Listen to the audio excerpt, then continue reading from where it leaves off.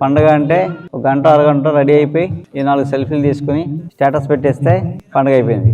మన సంస్కృతి సాంప్రదాయాలు అంతరించిపోతే నెక్స్ట్ తరం భవిష్యత్తే ఉండదు.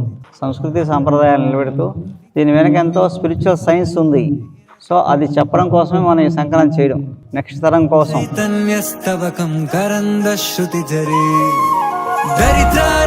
చింతామణి గుణనికా జన్మ జరధో నిమజ్ఞానం దంష్ట్రామురరిపు వరాహస్య భవతి. దరిద్రారా చింతామణి గుణనికా జన్మ జరధో నిమజ్ఞానం దంష్ట్రామురరిపు వరాహస్య భవతి.